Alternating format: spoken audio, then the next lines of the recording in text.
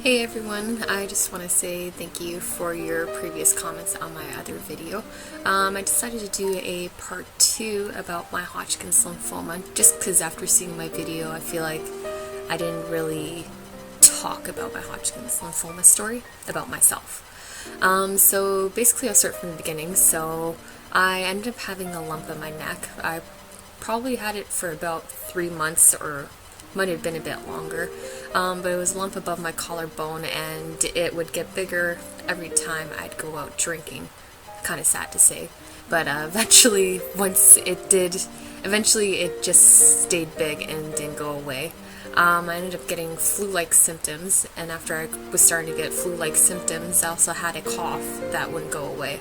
I did go see my doctor, and when I did, she booked me in right away for an ultrasound, which actually scared me because right after that I kind of had a funny feeling that there was something really bad going to happen. Once they did book me in for an ultrasound, the ultrasound did reveal that I had abnormal lymph nodes in my neck. After that, they pretty much told me that they would have to do a core biopsy or a biopsy surgery to grab tissue from the swollen lymph node and see what kind of stuff's going on inside the lymph node. So they did book me in for a core biopsy, which is basically they'll freeze the spot where the lymph node is, or I guess wherever the bump is, and it's a needle and it goes in and grabs tissue from that spot, and they'll look at the tissue and see from there. They do freeze the spot, so I mean, don't be too afraid if you do end up doing a core biopsy, because I hardly felt it and it was right in my neck.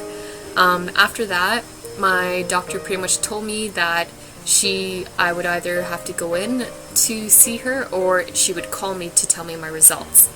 I ended up just telling her to give me a call because I really didn't think it was going to be cancer. I honestly thought that I had a thyroid problem, I guess because I self-diagnosed myself on Google, which, you know, everyone ends up doing, and sometimes a lot of people don't go see their doctor. The one thing I'd recommend is if you do end up having something where you do have a lump and it doesn't go away, or there's something wrong with you and doesn't go away, but you feel like because you've looked on Google that it's fine, it's not fine. Please go see your doctor. So my doctor did give me a call about a week and a half later, after I totally forgot. Didn't really forget, but I just thought things were fine. I was just about to go to work actually, and my doctor called and pretty much told me that I had cancer. I had no idea what the heck Hodgkin's lymphoma was when she told me. The first thing I did do after she told me was go on Google. Of course, that was probably the worst thing I ever did, but these days everyone wants to know everything and Google is the place to go. A lot of stories I read on Google were horror stories. I honestly thought I was going to die from this. There are cases where people do die, but I can tell you Hodgkin's lymphoma is, I believe they said, is 93% curable. So please, if you have been diagnosed with Hodgkin's lymphoma, please read. I hope you end up reading the better statistics and stories that I later on found out about, or hopefully you end up finding my video where it has helped you a bit. So after that, I ended up having to see an oncologist, and let me tell you, everything just happened so fast. I just had, my mind was not in the right place. I had no idea what to do. I'm 23 years old and I've been diagnosed with cancer. What the hell? Once I saw the oncologist, he pretty much explained to me what Hodgkin's lymphoma was. So it is cancer of your white blood cells. It does affect your lymph nodes. So basically after that, he told me what I would have to go through. So he said that I would have to go through chemotherapy, doing intravenous treatment. So that's an IV that goes in your hand. And basically you get 4 different chemo drugs, which is called ABVD. And like I said, I can't remember at the top of my head what it stands for, but there are links on the YouTube video here where you can find out more information about ABVD treatment. So after he said that I had to do ABVD chemotherapy, he did tell me that I would have to speak to a radiologist, and usually what they do is give you radiation after chemotherapy. After meeting a radiologist and speaking to him, they highly recommended for someone my age not to do radiation.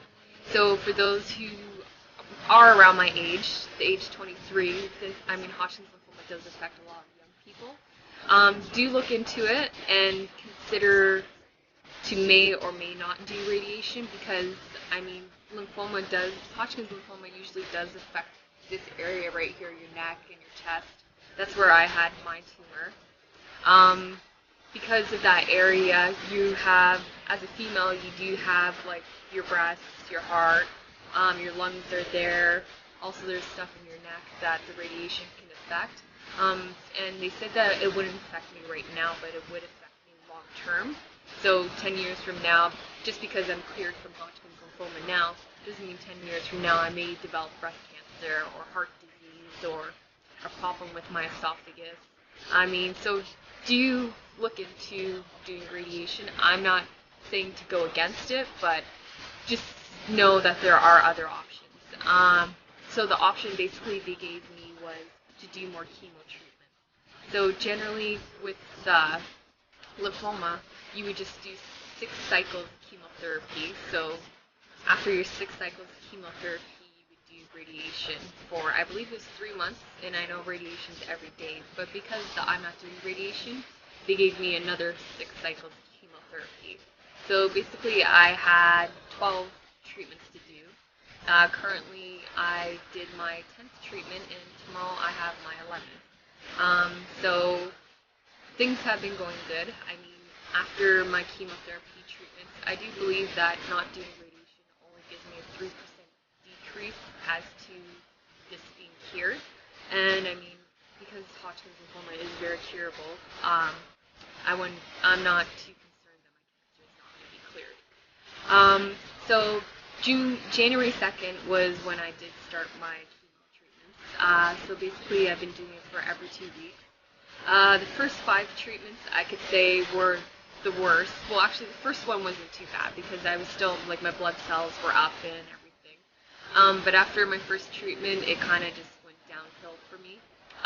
But not too bad. I did lose my appetite, which was basically, the only thing I really wanted to eat was pastas, not really like the tomato sauce, but just noodles, rice and mashed potatoes with cheese was probably the best thing that I ate.